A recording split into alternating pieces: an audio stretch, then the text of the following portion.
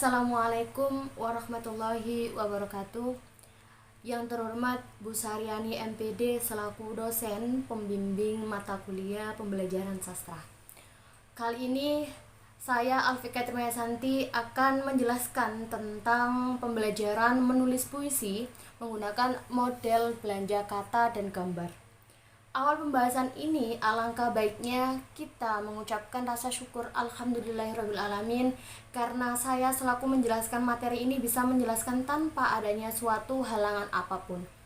Begitupun juga para pendengar sekalian yang diberikan kesehatan untuk mendengarkan dan belajar bersama lewat video ini.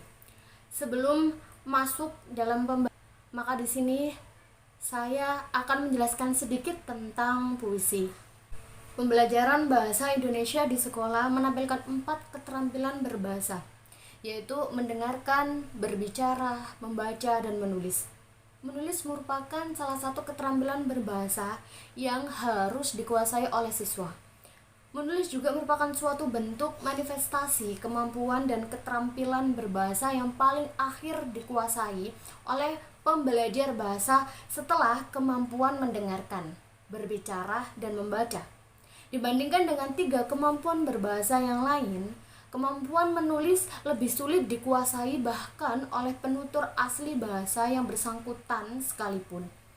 Hal ini disebabkan kemampuan menulis menghendaki penguasaan berbagai unsur kebahasaan dan unsur di luar bahasa itu sendiri yang akan menjadi isi tulisan yang rumit dan padu, yang menjadi tulisan yang runtut dan padu. Berbicara dalam lingkup menulis yang berkaitan dengan pembelajaran sastra di sekolah, siswa diajarkan tentang sastra dan penulisannya melalui pembelajaran menulis puisi. Sastra adalah segala sesuatu yang tertulis dan tercetak. Sastra paling tepat diterapkan pada seni sastra, yaitu sastra sebagai karya imajinatif. Istilah lain yang dapat digunakan yaitu fiksi dan puisi.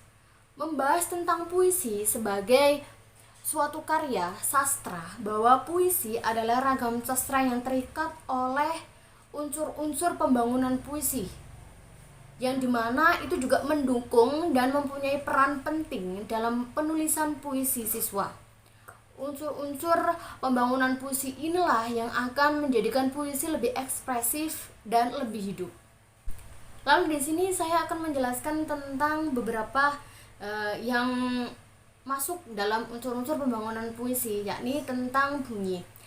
Pemilihan dan penempatan kata kerja kata dalam puisi pasti didasarkan pada nilai bunyi. Hal ini dimaksudkan bahwa kekuatan bunyi suatu kata yang dipilih itu diperkirakan mampu memberikan atau membangkitkan tanggapan pada pikiran dan perasaan pembaca dan pendengarnya. Bunyi itu sanggup membantu memperjelas ekspresi, ikut membantu suasana puisi, dan mampu mengembangkan asosiasi-asosiasi tertentu.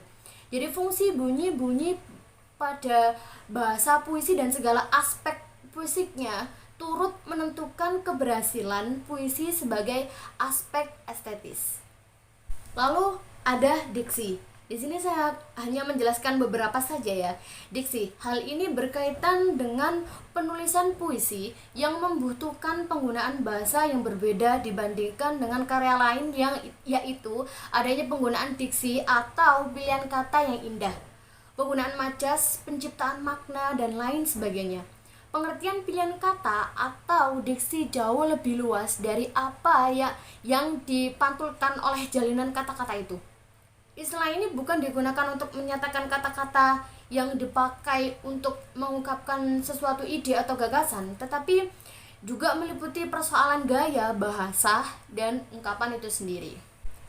Di sini saya mengutip dari buku, yakni dari Suprijono, menjelaskan bahwa metode picture and picture adalah sebuah model pembelajaran yang mengarahkan siswa untuk mengamati sekumpulan gambar yang ditampilkan oleh guru, dan kemudian siswa menuliskan objek yang telah diamati menjadi sebuah deskripsi. Selanjutnya, hal ini dikaitkan dengan pembelajaran keterampilan menulis puisi. Penggunaan metode yang saya ambil ini adalah metode belanja kata dan gambar, merupakan suatu cara pembelajaran dengan mengarahkan kepada siswa untuk mengamati gambar untuk dijadikan objek dan memilih kata-kata yang tepat dan estetis untuk dijadikan lari demi larik puisi. Adapun langkah-langkah pembelajaran keterampilan menulis puisi dengan metode belanja kata dan gambar adalah sebagai berikut. Yang pertama, siswa mengamati beberapa gambar yang disajikan guru. Lalu yang kedua adalah siswa memilih salah satu gambar untuk dijadikan objek menulis puisi. Lalu yang ketiga adalah melakukan pemilihan kata demi kata untuk dijadikan lari puisi. Siswa menyusun hasil pemilihan kata menjadi sebuah puisi yang utuh. Nah, itu beberapa 4 hal yang setelah itu mereka sudah dapatkan ketika mereka sudah mengambil sebuah gambar. Lalu di sini bagaimana metode belanja kata ini? Nah, di sini metode belanja kata ini akan menciptakan keaktifan siswa dalam memilih diksi atau pilihan kata yang tepat untuk dirangkai menjadi sebuah puisi, yaitu melalui beberapa kata yang dipilih serta dapat menciptakan inovasi dan berpikir kreatif dalam merangkai kata demi kata untuk dijadikan puisi. Kreativitas siswa juga akan berkembang dengan sendirinya karena dengan bantuan pilihan kata dan gambar akan menimbulkan imajinasi dan daya khayal yang akan membantu menciptakan pilihan kata yang indah dan tepat, serta menimbulkan kesan ekspresif dalam puisi ini. Jadi, belanja kata ini adalah siswa akan membeli kata-kata yang sudah dituliskan tersebut. Beli di sini bukan menggunakan uang, akan tetapi peserta didik akan melakukan sebuah permainan, yakni permainan gunting batu kertas, atau bisa pakai permainan apapun yang dimana nanti dalam suatu orang yang memainkan permainan itu bisa menang dan kalah, yang dimana permainan ini dilakukan per individu dari beberapa peserta didik. Jadi ini satu peserta didik dengan pendidik.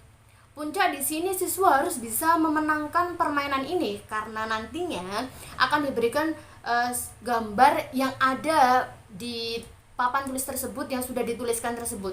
Akan diberikan gambar dan kata tersebut yang sebuah kata untuk mereka bisa menjabarkan atau mereka buat sebagai puisi yang utuh.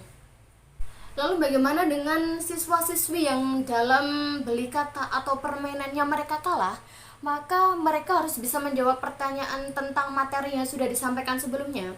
Jadi di sini mereka mempunyai 2 tahap, yakni jika kalah harus menjawab pertanyaan dan akan mengulang kembali permainan itu sampai peserta didik memenangkan permainan tersebut.